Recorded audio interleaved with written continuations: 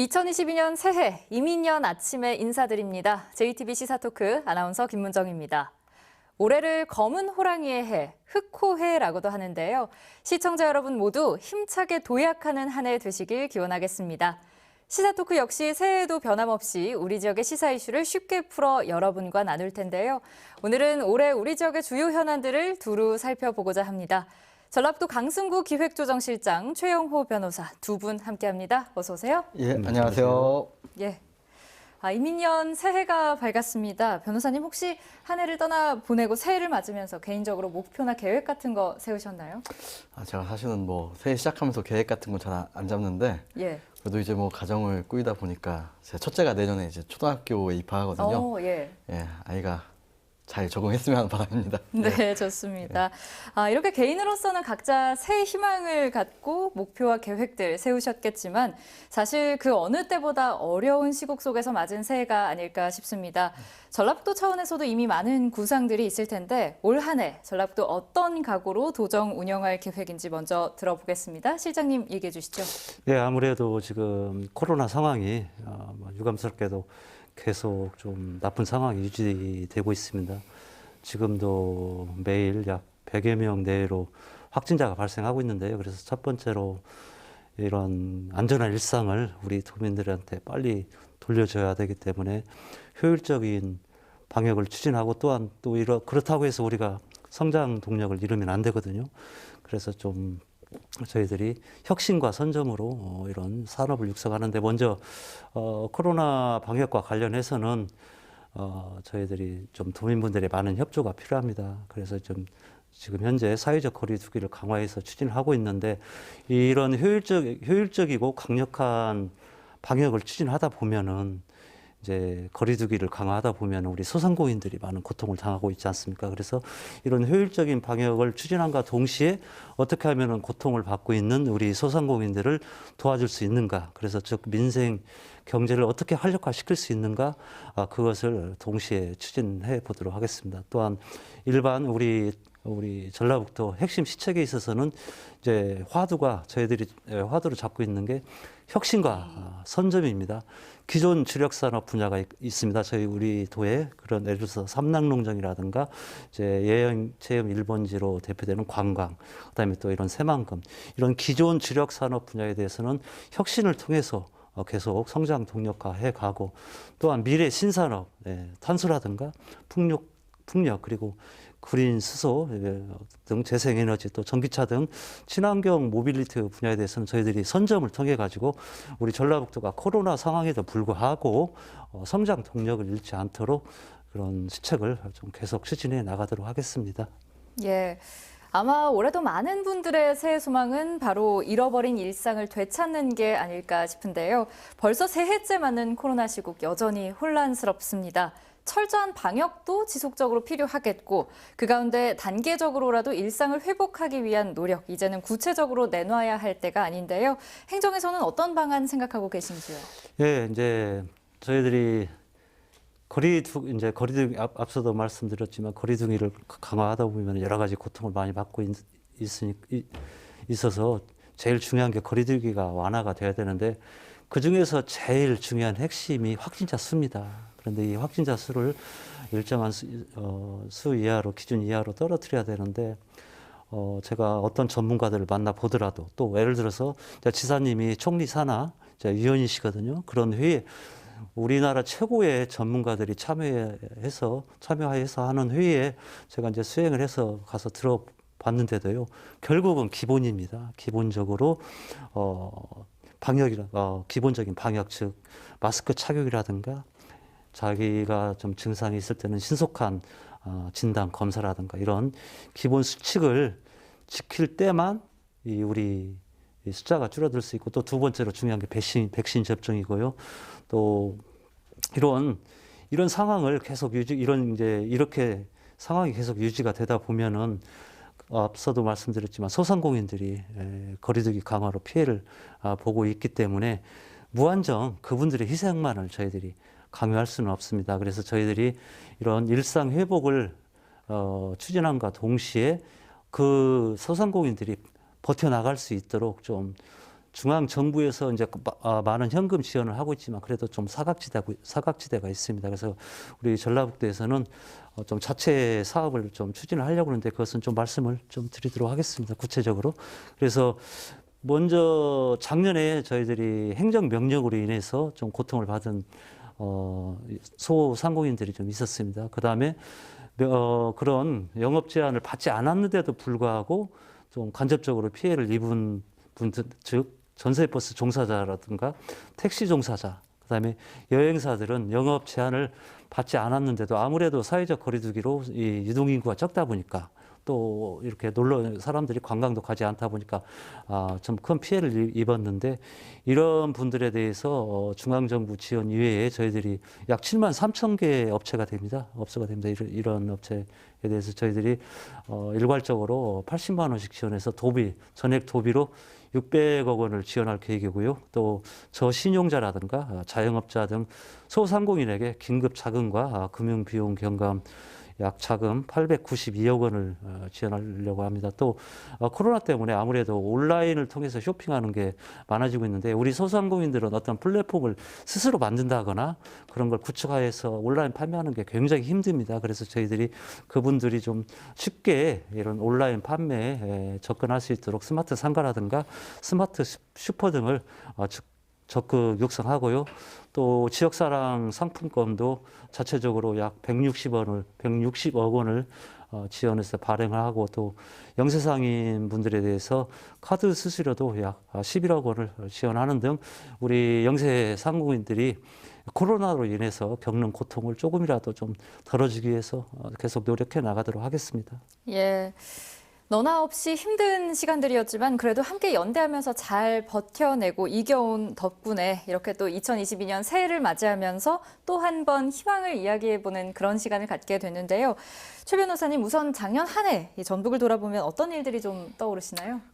제가 이제 이 2021년 한 해를 마무리하면서 한번 기사를 좀 찾아봤어요. 이제 뭐 전국 이슈 같은 경우에는 시점 순으로 보면 뭐 코로나가 당연히 큰 뉴스이고, 그 다음에 LH 투기 사태, 그 다음 재보궐 선거, 그 다음에 전두환 씨 사망, 박근혜 씨 사면, 그 다음에 뭐 이제 대통령 선거를 앞두고 가장 큰 대장동 이슈나 뭐 이런 게 있었고, 그 다음 우리 지역 이슈로 또 찾아오니까 뭐 지방의회 추태, 현직 기초단체장 불출마, 군산조선소 재가동, 뭐 이용 의원 국민의 입당 등 꼽고 있어요. 근데 이제 사실 제가 좀 드는 생각은 오늘 이제 뭐 얘기도 나누겠지만 우리 지역 같은 경우에는 뭐 지금 새만금, 공항, 금융중심지, 그 다음에 뭐 전주 이슈 같은 경우에는 뭐 대한방직 아니면 뭐 예비군대대 뭐 이런 것들이 지금 몇 년째 반복되는지 모르겠어요. 사실 우리가 그냥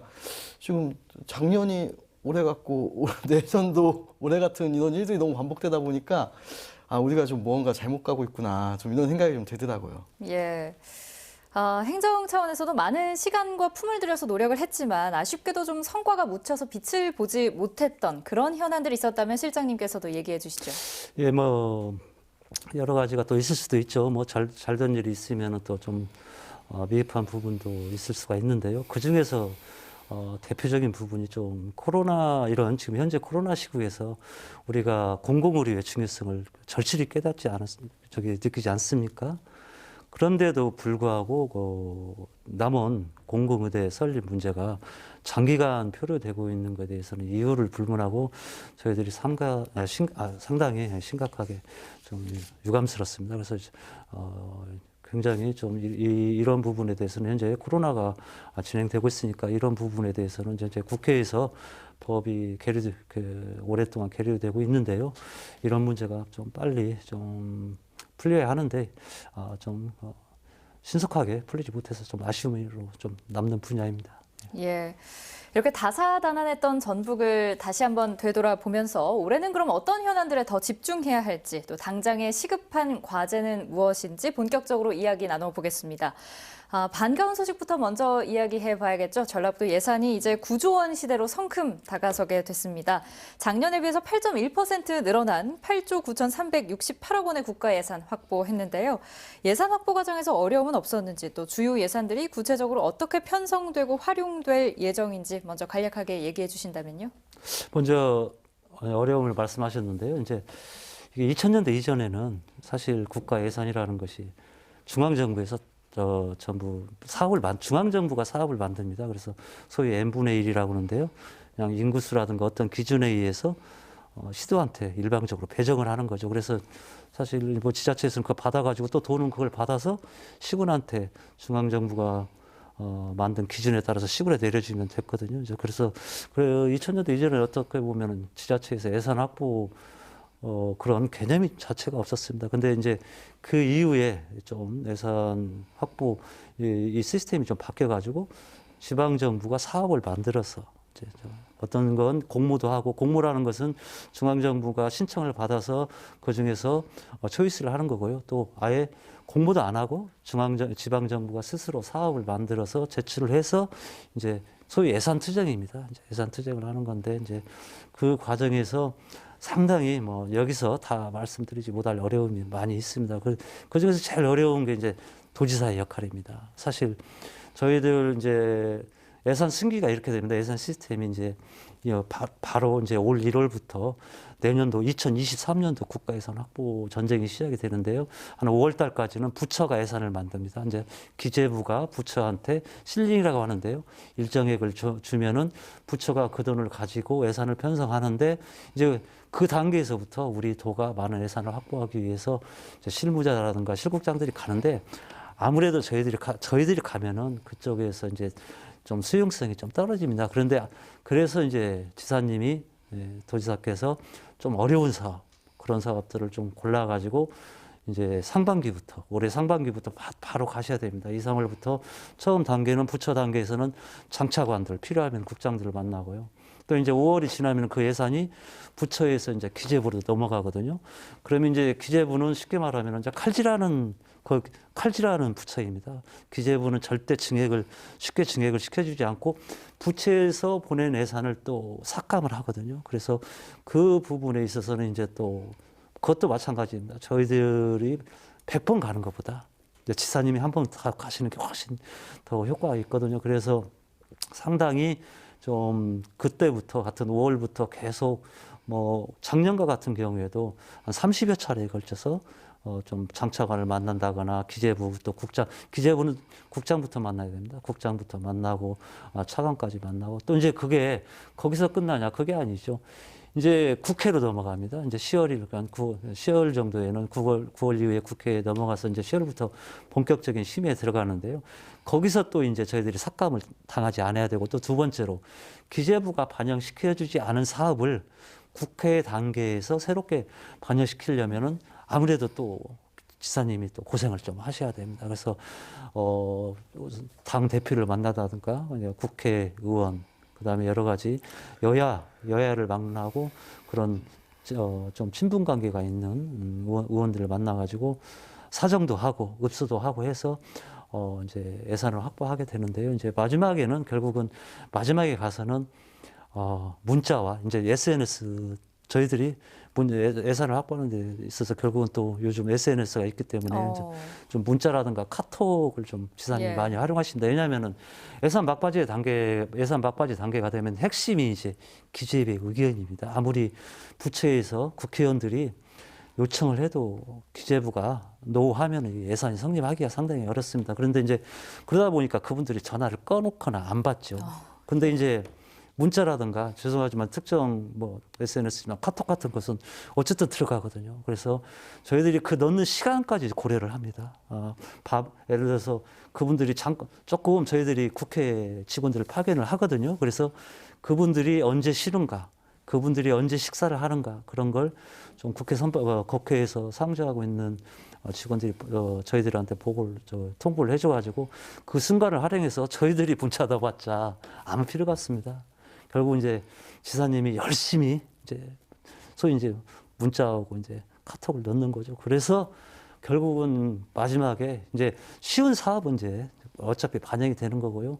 올해 작년과 같은 경우에도 뭐 여기서 4명은 일일이 나열을 할 수가 없겠지만 그래서 마지막에 그렇게 해서 약 20여 개의 사업이 좀 어려운 사업이 예. 반영이 됐는데 거의 매년 이런 일이 반복되고 있다고 예. 이렇게 보시면 됩니다. 그래서 제가 좀 시간을 많이 썼는데 그래서 그렇게 확보한 예산이 이제 저희들이 아까 말씀드린 대로 8조 9천억 정도 되는데요.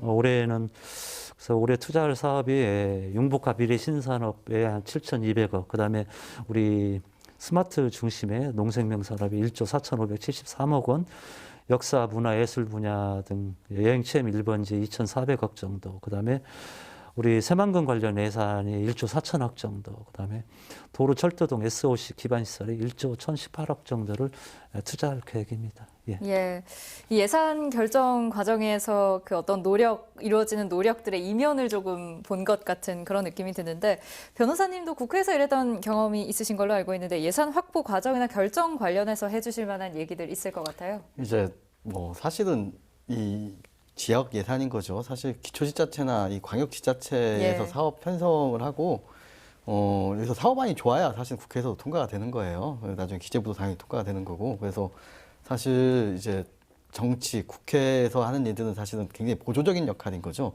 그 애초에 사업안이 좋아야 통과가 되는 거기 때문에, 그래서 보면 사실 중요한 건 사실 지자체 역할이 중요해요. 근데 제가 좀 조금 어두운 얘기 좀 하고 싶은데, 사실 2014년도 국가예산 확보, 저 국가예산 확보라는 액수가 사실 좀 불분명하긴 해요. 근데 이 국가예산 확보액이 6조였어요. 그럼 이제 올해 9조라고 하잖아요. 그러면 한 50% 늘었죠. 사실 근데 2014년부터 2021년 국가예산은 한 350조에서 600조거든요. 한 60% 넘게 늘었어요. 예. 사실 지금 우리 지역의 어떤 국가예산 확보이 늘어가는 추이가 사실 국가예산에 늘어가는 추이도 지금 못 쫓아가고 있는 거죠. 좀 모르겠어요. 이제 뭐 잘 됐고 뭐 잘 되면 좋겠지만 좀 어두운 부분 분명히 있는 것 같아요. 예. 그 부분은 제가 좀 말씀을 주셨으니까 변호사님께서 말씀을 주셨으니까 저희가 좀 말씀을 드리면, 왜냐하면 이제 약간 예를 들어서 이제 약간 0.5% 정도 국가 예산 증가율보다 좀 못 미치는 경우도 있습니다. 그 이유는 이제 중앙 정부가 지방 정부에 안 내려주고 직접 자기들이 집행하는 예산들이 있습니다. 그래서 국방 예산이라든가 교육 예산이라든가 이제 R&D라든가 이건 지방 정부에 안 내려주죠. 이제 최근 이제 국방 분야라든가 특히 이제 첨단 산업 분야 그런 분야에 있어서 그런 분야의 예산 비중이 높아지다 보니까 그 분야의 예산이 증가율이 높아지면 그만큼 지방으로 오는 액수가 줄어들게 되죠. 그래서 이제 저희들도 이제 변호사님이 말씀하신 것처럼 그런 걸 저희들이 굉장히 면밀하게 분석을 합니다. 그래서 그런 걸 다 떼고 계산을 하면은 저희들이 볼 때 평균적으로 중앙정부 예산 증가율 좀 이상으로 확보를 하고 있다는 말씀을 좀 드립니다. 예. 예. 뭐 코로나 시국이라는 어쩔 수 없는 상황들도 있었지만 사실 해묵은 전북의 현안들이 아직까지도 이렇게 제대로 해결되지 못하고 새해를 맞았다는 점에선 여러모로 아쉬움이 남습니다.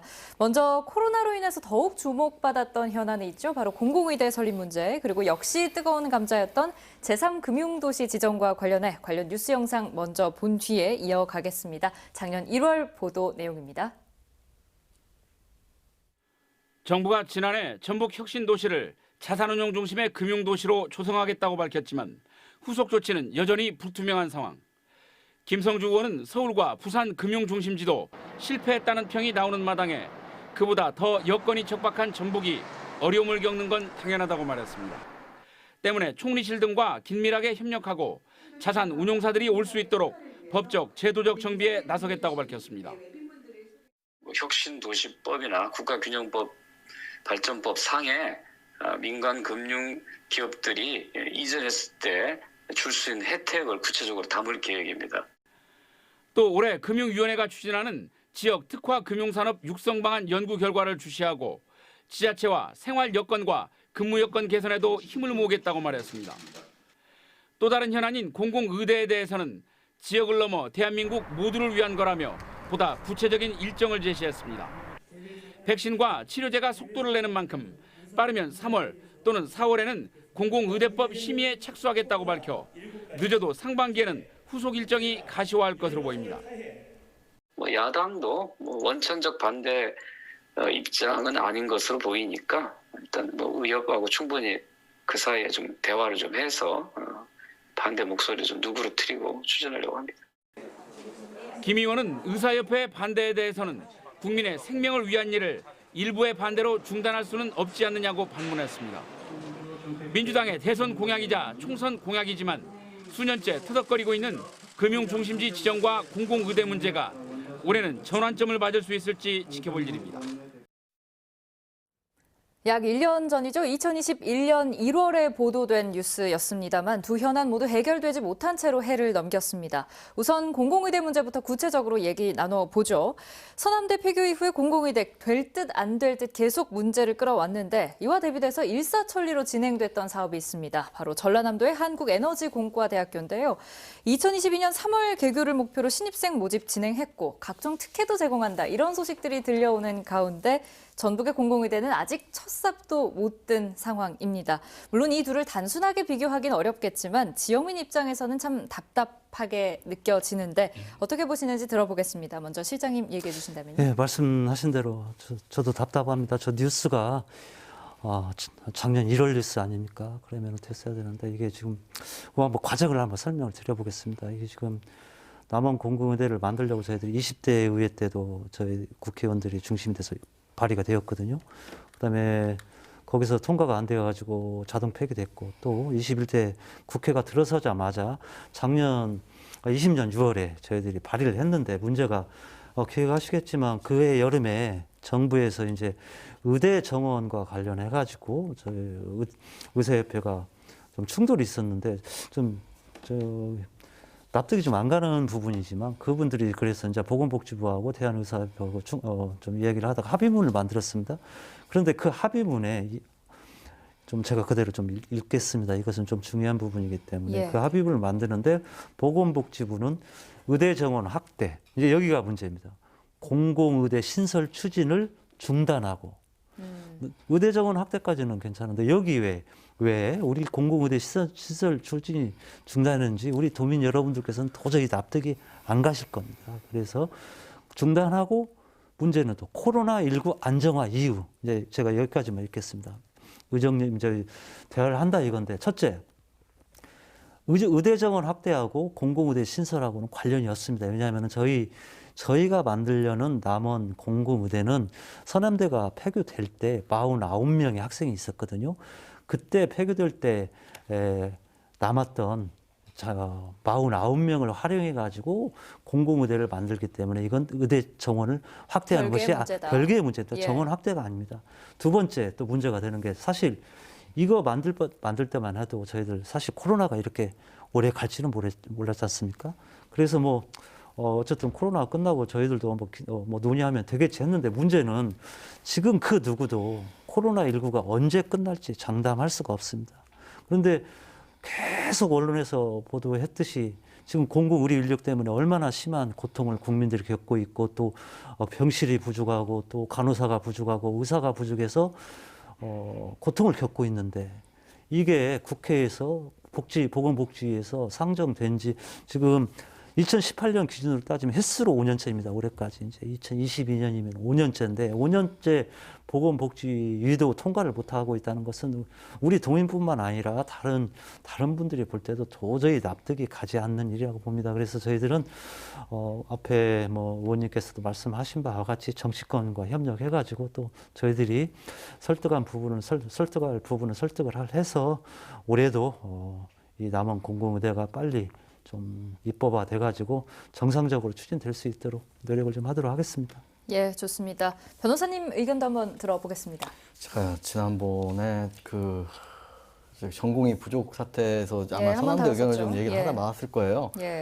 저는 이게 정말 여기 정치인들이 무능하다고 봐요. 이게 사실은 첫 번째는 두 가지 이제 문제점이 있는데 첫 번째는 서남대에서 사실은 설립자가 비리를 저질러서 거의 1,000억 단위의 어떠한 그 횡령 사건이 있었어요. 이제 그때 사실은 이 교육부가 학교 정상화 과정에서 이제 사실 대법원 판례가 문제가 되는 거거든요. 대법원 판례는 임시이사 구성에 정식이사 선임을 할 때 이제 설립자의 추천권을 보장을 해요. 그럼 사실은 설립자가 대가 끊기지 않아요. 이게 문제가 많다고 이게 사분위에서 하는 거거든요. 사분위에서 문제가 많다고 해가지고 설립자가 비리를 저지른 경우에는 추천권을 보장하지 않아요. 그럼 사실 서남대 같은 경우에는 정상화를 하면 돼요. 이제 이 설립자를 제외한 나머지 이제 정부나 뭐 도나 뭐 지자체에서 서남대에 대해서 정식 이사를 선임하면 돼서 정상화가 하면 돼요. 그러니까 그 정상화 절차에서 서울시립대라든지 뭐 삼육대 뭐 많이 뭐 명지병원 뭐 많은 좀 곳에서 사실은 의대가 있기 때문에 내가 여기서 투자하겠다, 내가 여기서 정상화 시키겠다, 학교 정상화 시키겠다, 뭐 몇백억 들여서 정상화 시키겠다 이런 안을 냈어요. 근데 어떻게 됐어요? 사실은 안 됐어요. 왜 안 됐냐면 교육부에서 그때 뭐라고 했냐면 니네들 만약에 이사 들어오려고 한다면 횡령금액 다 보전해야 돼. 사실 민주당에서 예전부터 그때 야당이죠. 학계나 야당에서 어떻게 비판을 했냐면은 대법원 판례가 이 학교 법인 이사장에게 이 설립자에게 소유권을 준 거다. 사실 이거 공익재단이고 학교 법인이고 독립된 재단인 건데 설립자 추천권을 주는 것 자체가 이 소유권 마치 소유권화한 거다. 학교 법인을 공익법인을 이게 굉장히 비난이 많았어요. 근데 지금 새로 오는 사람에게 전에 사람의 횡령액을 보전하라는 얘기는 마찬가지로 빚을 갚으라는 얘기예요. 대신 빚을 갚으라는 얘기예요. 소유권 인정하는 거예요. 사실은 이게 기존의 민주당이나 이 정권이 야당 때 했던 얘기와는 전혀 정반대되는 얘기를 하고 있는 거예요. 그래서 이 부분은 사실 강력하게 얘기했어야 돼요. 이 부분은 사실 사분위가 잘못된 결정이고 교육부가 니네가 그렇게 하면 안 된다. 라고 이 얘기를 해야 되는데 이 얘기를 하는 사람이 아무도 없었어요. 제 기억에 2017년도 얘기인 건데 정권 들어서고 나서 폐교를 할까 말까 할 때 그때 서울시립대든 뭐 많은 대학들이 내가 이 의대 한번 가져보겠다고 이야기 인수하겠다고 했는데 그 얘기 안 했어요. 사실 그게 제가 봤을 때는 이 실마리를 풀지 못한 핵심이 되는 거예요. 왜냐하면 지금도 만약에 180석 가지고 있잖아요, 민주당이. 사실 공공의대 법안 설립 너무나 쉬워요. 근데 이 공공의대의 어떠한 이견은 사실은 이 의역과의 이견도 있지만 지역과의 이견이 굉장히 크거든요. 그래서 사실 민주당 내에서도 당내에서 설득이 안 되는 거예요. 사실 이럴 때 설득은 어떻게 하냐면 폐교를 시키지 마라. 그럼 폐교시키겠다. 그럼 공공의대 설립을 해라. 지역에서 이 이슈를 만들고 와 하고 일어나야 사실은 이게 받아들여지는 거거든요. 근데 뭐 무기력하게 학교 폐교는 어쩔 수 없고 공공의대도 뭐 의협이 반대하는데 되겠어. 그럼 안 돼요. 될 리가 없어요. 사실 공공의대 문제도 사실은 이게 전혀 서남도 폐교 이슈이기 때문에 그 이후에 그냥 빨리 공공의대를 빨리 설립하자 해서 2020년 6월에 바로 진행을 했어야 되는 건데 그냥 그 의대 정원 늘리는 것과 같이 묶어서 가니까 당연히 이거 반대를 하겠어요? 당연히 반대를 하는 거죠. 이게 그래서 사실 이 두 가지 문제에서 사실은 전혀 매듭이 풀리지 않고 있는 거예요. 예, 두 분 다 이렇게 유감을 좀 표해 주셨는데 제3금융중심지 지정 역시 마찬가지입니다. 약속만 난무하고 또 기약 없이 터덕거린다 이런 지적과 함께 심지어 다른 지역에 뺏길 위험도 있다 이런 말이 나오는데 사실 처음 해당 이슈가 제기되었을 때에 비해서 비중 있게 다뤄지지 못하고 있다는 그런 생각이 드는데 이 역시 희망 고문으로만 끝나게 될까요? 어떻게 보시나요, 변호사님? 희망 고문으로 끝나게 될 것 같아요. 왜냐면은 이제 사실 여기도 두 가지 쟁점이 있는 거거든요. 하나는 내실의 쟁점이 있고 하나는 형식의 쟁점이에요. 사실 우리가 얘기할 건 형식의 쟁점을 얘기를 해야 돼요. 2017년 대선 때 문재인 지금 대통령께서 오셔가지고 이제 전북 지역 공약에 연기금과 농생명 금융 중심지로 발전하고 제3의 금융 중심지로 발전시키겠다라고 사실은 공약으로 명시를 한 부분이에요. 그러면 사실 이제 틀린 얘기는 아니에요. 이재명 제가 뭐 비판하고 싶은 게 아니라 이재명 후보도 최근에 와가지고 뭐 이런 말씀하시더라고요. 국민연금 전주도 왜 갔는지 모르겠다.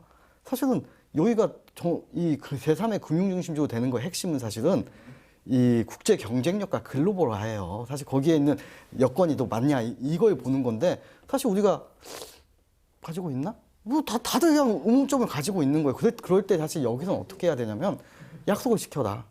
내실은 중심지로 지정하고 채우면 되니까 약속을 지켜라라고 얘기를 해야 되는 거예요. 예. 지금 우리가 스스로 내실이 됐나 안 된 것 같은데 이러면 이건 될 리가 없죠. 누가 해주겠어요. 우리 스스로 좀 더 노력해볼게 이러는데 누가 해주겠? 지금 해야 될 거는 공약을 지키세요, 제발. 대통령님 공약 지켜주세요. 이 얘기를 해야 되는데 그런 얘기를 안 하시잖아요. 예, 이에 대한 시장님 의견도 들어보겠습니다. 예. 우리 최 변호사님께서 뭐 거의 답을 말을 해주셨는데요.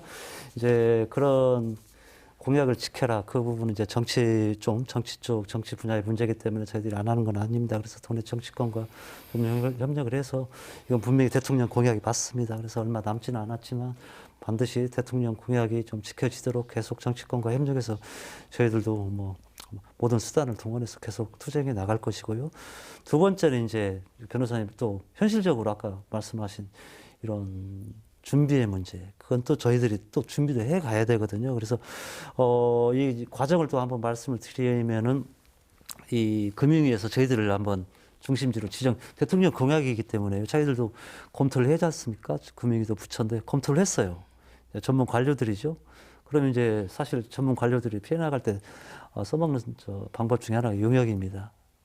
용역을 통해 가지고 나온 결론이 금융위원회입니다. 금융위원회에서 이제 그때 2019년인데요. 용역을 통해서 우리 혁신도시를 금융 중심지로 지정하기 위해서 용역을 했는데 내린 결론이 우리 말씀하신 대로 여러 가지 여건이 부족하다. 여건 사실이죠. 좀 서울과 부산에 비해서 좀 부족하죠. 그래서 크게 세 가지를 저희들한테 제시를 했습니다.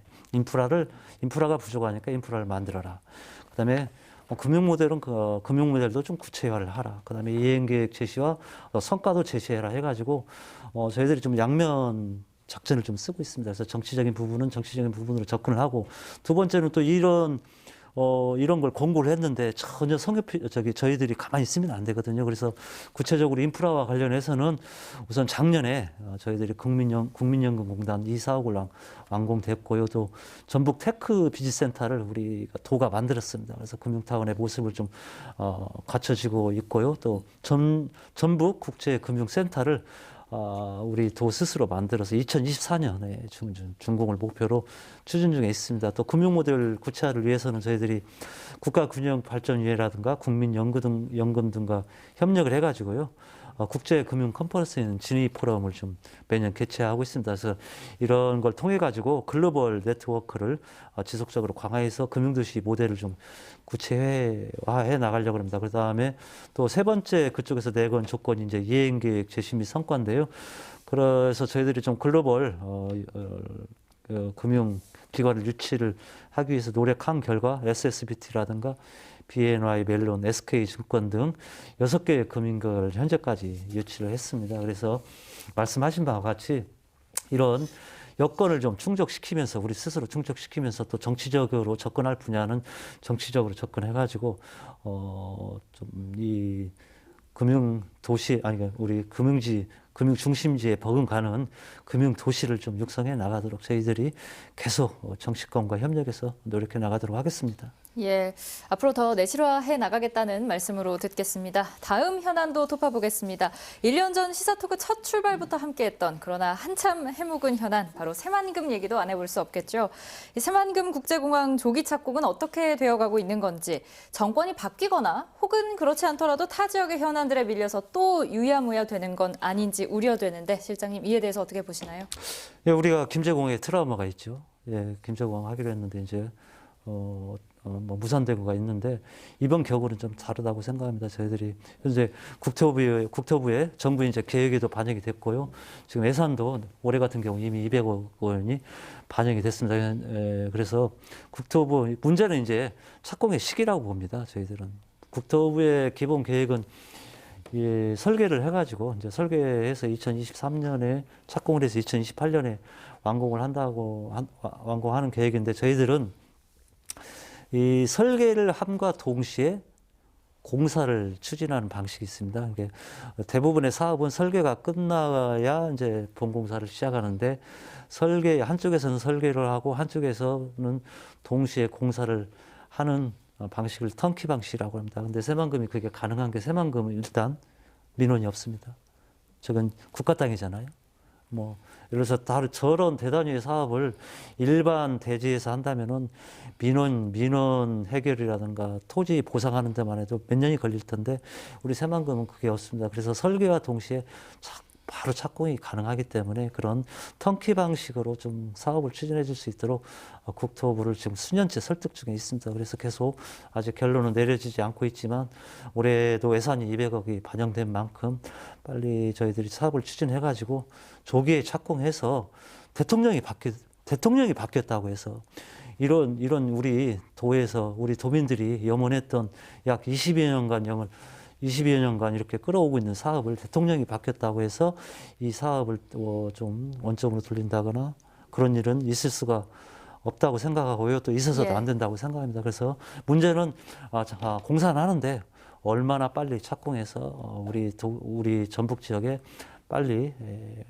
공항이 들어설 수 있도록 예. 그 조기 착공을 위해서 노력해 나가도록 하겠습니다. 예, 변호사님 의견도 들어보겠습니다. 네, 아마 지어질 거예요. 뭐 지어질 거긴 한데 아까 좋은 말씀 해주셔서 김제공항이 98년도에 뭐 계획이 계획 수립돼 가지고 총 사업비 1,500억 중에 500억을 써가지고 부지매기까지 끝냈는데 사실은 경제성 없다고 이게 2003년도에 무산이 됐어요.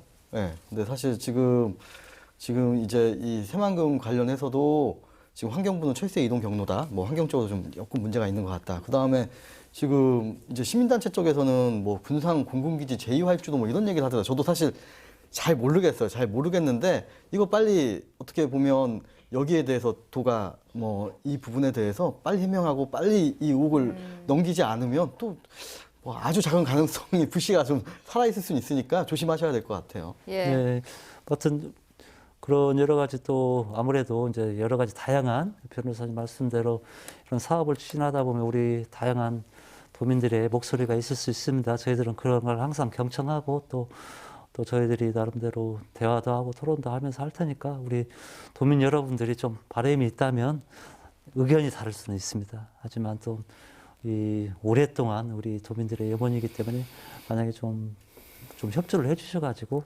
이 사업이 좀 원활히 추진될 수 있도록 좀 부탁을 드립니다. 예. 예, 꼭 해내겠다는 기대 다시 한번 이민년 새해 해보도록 하겠습니다. 다음 현안으로 한번 넘어가 보겠습니다. 현대중공업 군산조선소 재가동 역시 주요 현안인데요. 2017년에 폐쇄됐으니까 어느덧 5년째입니다. 1월 중으로 재가동 판가름이 날 거다. 이런 얘기가 있던데요, 시장님. 이건 지금 좀 굉장히 민감한 문제입니다. 일종의 협상이 아니고 협의거든요. 협상이라는 것은 어떤 걸 뭐 이제 좀 상대방에 밀고 당기는 건데 이것은 좀 기업 경영과의 관계가 있는 겁니다. 또 A의 문제고 상호 신뢰의 문제입니다. 그래서 저희들이 좀 폐쇄된 이후로 재가동을 위해서 계속 좀 현대 측과 협의를 하고 있는 건 사실입니다. 그런데 이 문제는 이것이 기업 경영이라는 것이 마음대로 되는 게 아니거든요. 특히 지금 이것은 또 국제적으로도 문제가 좀 붙어 있습니다. 이제 저희 M&A를 하는데 EU에서 결합 심사를 지금 굉장히 좀 지금까지 나오는 언론 보도를 보면은 EU가 상당히 부정적입니다. 그래서 그런 기업 내부의 결합 심사 문제, 또 울산의 가동률하고도 관계가 있습니다. 울산의 가동률. 지금 그다음에 현대중공업이 수주 잔량을 몇 척을 가지고 있느냐, 또 올해 2022년의 경우에 몇 척을 또 수주를 할 수 있느냐, 그런 것을 여러 가지 복합적인 게 있거든요. 그래서 좀 협의를 하고 있지만 그런 상대성이 좀 있기 때문에 어떤 가동 시기를 특정한다는 것은 상대방에 대한 A가 좀 아닐 수가 있습니다. 그래서 제가 이 자리에서 속 시원하게 말을 할 수도 없고 좀 말 못한다는 것을 좀 이해를 해주시고요. 어쨌든 결론적으로 저희들이 계속 노력해왔고 현대 측도 어쨌든 가급적 저희 편에 서서 계속 협의를 해가고 있습니다. 문제는 이제 여건입니다. 그런 경제적 여건, 주변 여건이 조성이 돼야 되는데 계속 협의를 해 나가가지고 계속 노력을 하도록 하겠습니다. 단지 어떤 특정 시기를 단정한다는 것은 조금 상대방에 대한 A가 아니기 때문에 도민 여러분과 특히 죄송하지만 언론에서 좀 인내를 가지고 좀 저희들이 일을 제대로 할 수 있도록 좀 도와주시면 감사하겠습니다. 계속 노력해 나가도록 하겠습니다. 네.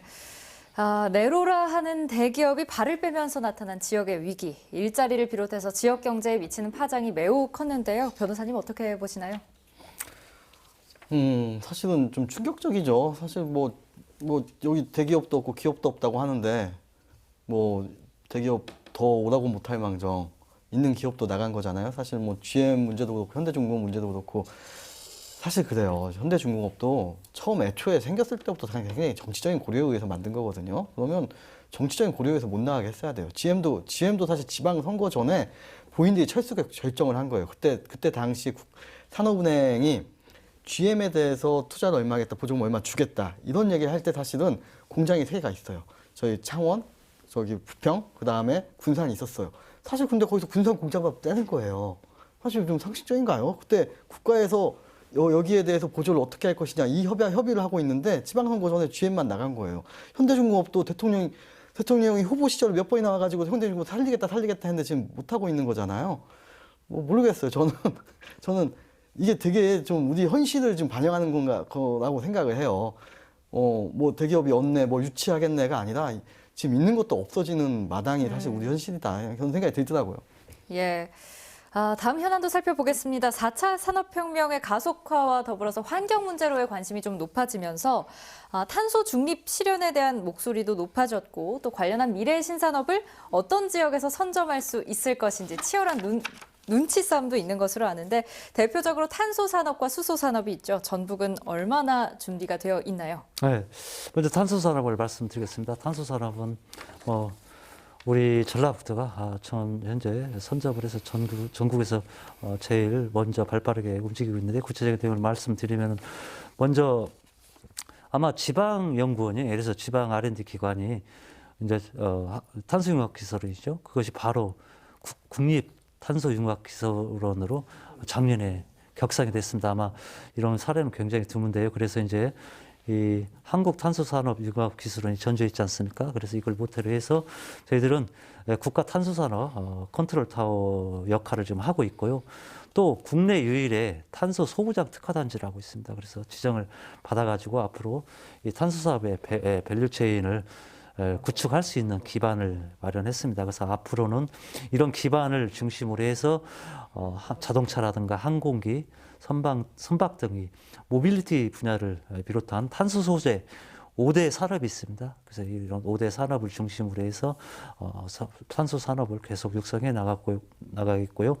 수소 산업은 지금 우리가 새만금에서 이제 신재생 에너지라고 하는데요. 이제 풍력이라든가 태양광에서 전기를 만들면 그 남는 전기를 활용해서 수소를 만들겠다 이겁니다. 그게 그린 수소입니다. 현재 수소의 문제점 중에 하나가 현재 나오는 부생수소라고 하는데요. 부생수소는 그 수소를 만드는 과정에서 나오는 이산화탄소가 뭐 지금 차에서 나오는 이산화탄소보다 뭐 많다는 문제가 좀 있죠. 그래서 예. 저희들이 즉 남는 전기를 활용해서 그린 수소를 만들어가지고 그걸 저장을 해야 되거든요. 또 수소는 운송도 상당히 복잡합니다. 그래서 운송이라든가 그런 활용하는 그걸 이제 전주기 생태계라고 하는데요.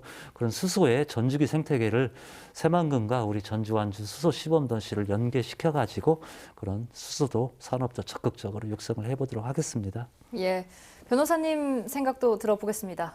아니 뭐 잘 되면 좋겠죠. 잘 되면 좋고 탄소나 수소 산업 자체가 지금 이제 좀 시작하는 좀 부분이 분명히 있는 거거든요. 그래서 이런 부분들이 우리가 좀 기회를 삼아서 잘 되면 좋은데 사실 수소 같은 경우에는 2000년대 중반부터 전라북도가 굉장히 수소 얘기를 많이 했었어요. 근데 그때도 장밋빛 전망이 많았는데 사실은 그때는 좀 이렇게 시작조차 좀 제대로 못하고 소강이 됐고 이제 사실 정부에서 수소 산업 발전하면서 여기에 발맞춰서 좀 하는 부분이 있어서 우리가 전망을 했을 때 어느 정도의 이행이 됐는지 이런 이행을 좀 쫓아가는 것도 굉장히 중요하거든요. 그래서 막상 뭐 아주 장밋빛 전망이라고 하겠지만 이제 얼마나 이행되는지 사실 이걸 굉장히 좀 유심히 살펴봐야 될 거예요. 앞으로도, 그리고 그리고 탄소 산업 같은 경우에도 2015년도에 이제 2025 이 탄소 산업 비전에 대해서 비전 선포를 했어요. 그때 당시에 2025년이 되면 뭐 기업 유치를 240개 하고 일자리 35,000개 하겠다.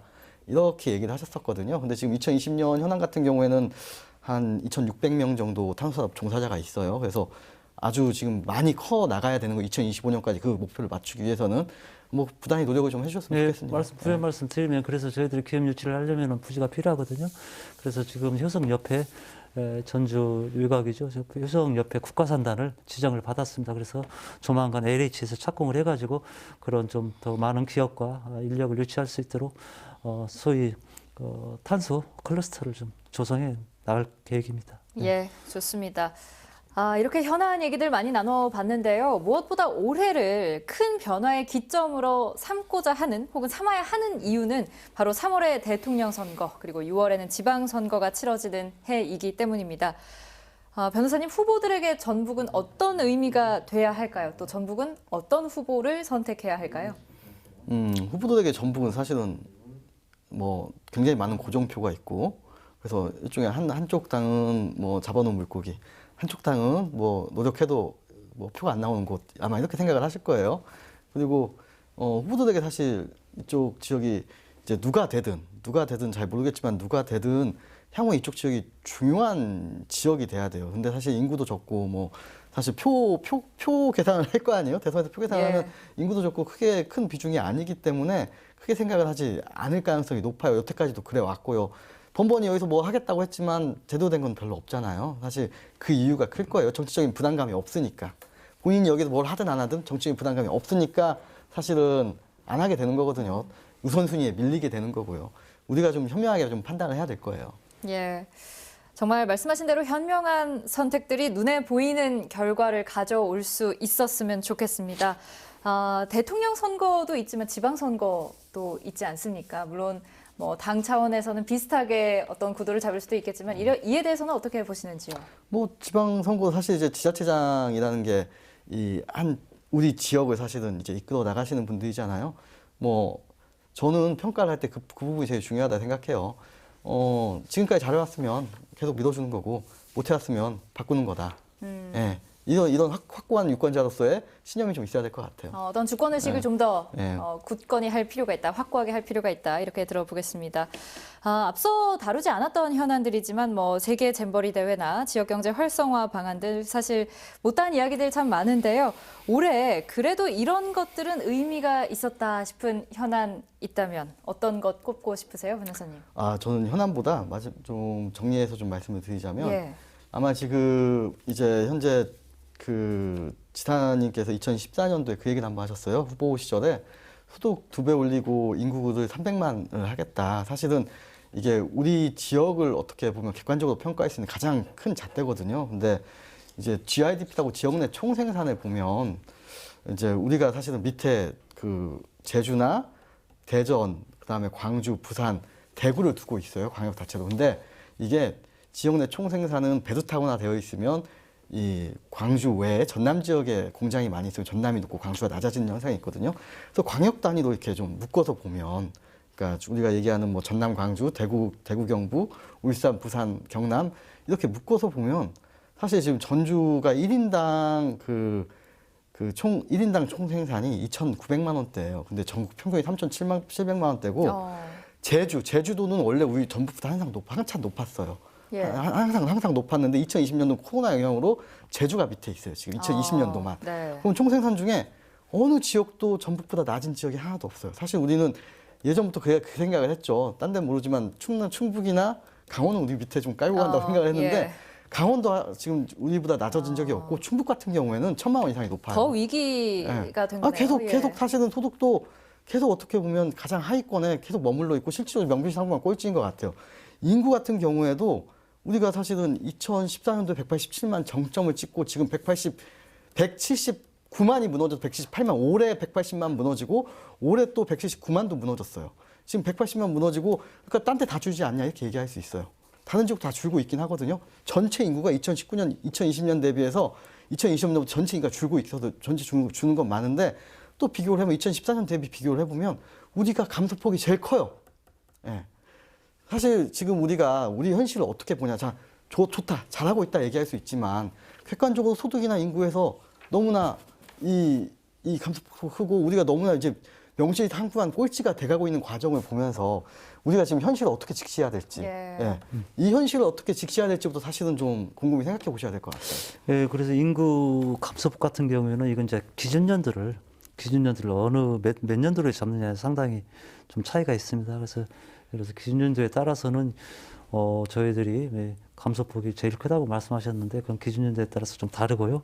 저희들이 제일 큰 건 아니고요. 아마 저희들도 분석을 하고 있는데 전남 그쪽이 제일 크고요. 또 현재 줄고 있는 추세도 이제 저희들이 다 뭐 이쪽 남쪽 중심으로 급격히 줄고 있습니다. 그래서 여러 가지 그런 문제에 대해서도 저희들이 고민을 좀 하고 있고 GRDP 문제도 그래서 저희들이 수차례 말씀을 드렸지만 GRDP를 1인당 GRDP를 총액과 GRDP를 높이려면 결국은 산업 구조가 고도화되거든요. 그래서 기존 사업은 혁신을 좀 통해서 활성화하고 앞서 말씀드린 탄소라든가 수소로 메타베스, VR 그런 신산업에 대해서 저희들이 적극적으로 육성을 해서 좀 그런 산업 구조를 고도화해서 GRDP 총액도 늘리고 1인당 GRDP도 늘려나가는 방향으로 계속 노력을 해 나가겠다는 말씀을 드립니다. 예, 그렇게 너무 어떤 지금 현재 비교해가지고 비관적인 숫자만 가지고 조금 그런 것은 좀 탈피해서 좀 더 저희들이 성장 동력을 계속 유지해 나갈 수 있도록 좀 노력을 해 나가도록 하겠습니다. 예. 2022년 이민년 새해를 맞아서 전북 차원에서는 무엇을 새롭게 준비해서 어떤 전환점의 해를 맞이해야 할지 두 분 의견 들으면서 오늘 이 시간 마무리하도록 하겠습니다. 먼저 실장님 해주신다면요. 네, 결국은 제가 앞서 말씀드린 내용들을 요약하는 겁니다. 좀 새해 최우선 정책은 진짜 도민들에게 우리 일상을 돌려주는 겁니다. 그래서 농구장에 가서 KCC도 응원하고 또 마음 놓고 축구장에 가서 현대도 응원하고 그런 시간이 빨리 다가올 수 있도록 도민 여러분과 힘을 합쳐서 계속 노력을 해 나가도록 하겠습니다. 그와 더불어서 우리 도가 성장 동력을 잃지 않도록 또 변화의 속도에 뒤처지지 않도록 새로운 산업도 계속 육성해 나가는 한 해가 알찬 한 해가 되도록 하겠습니다. 예. 변호사님께도 한 말씀 듣겠습니다. 저도 사실 관심이 없을 땐 몰랐어요. 저도 전주가 되게 살기 좋고 우리 지역이 너무 좋잖아요. 사실 살기도 좋고 그냥 많은 사람들이 같이 살고 있으니까. 근데 이렇게 객관적인 지표들을 보다 보면 좀 제 자체도 되게 충격을 많이 받는 것 같아요. 우리가 그랬어? 충북이나 강원도 같은 경우는 수도권에 가까운 이유도 있겠지만 계속 어떻게 보면 우리랑 격차가 점점 벌어지고 있거든요. 우리 예전에는 전남이나 충남 이 지역이 사실은 경쟁자라고 생각을 했지만 어느 순간 충북과 강원이 경쟁자였는데 그 경쟁자들보다 좀 뒤처지고 있다는 이 객관적 지표들이 저는 굉장히 제가 어렸을 때부터 살아왔던 이 전주라는 도시에서 굉장히 충격을 받고 있어요, 사실은. 근데 이제 아마 더 좋아지고 우리도 노력을 하고 있으니까 당연히 더 좋아질 거예요. 근데 좀 이런 부분들 현실을 우리가 어떻게 봐야 될지 우리가 지금 어느 상황에 놓여 있는지는 좀 냉정하게 직시했으면 좋겠어요. 예. 예로부터 우리나라에는 호랑이와 관련한 전래 동화들이 참 많았습니다. 옛날에로 시작하는 동화들을 보면 호랑이는 두렵고 또 맞서 싸워야 하는 존재로 비춰지기도 했지만 한편에서는 은혜를 갚거나 신성한 동물로 여겨졌죠. 이민년 검은 호랑이의 해, 부디 좋은 기운들만 함께 다가오는 해였으면 좋겠습니다. JTB 시사토크는 새해에도 변함없이 전북의 주요 현안들 쉽게 풀어 전해드리겠습니다. 함께해 주신 여러분 고맙습니다.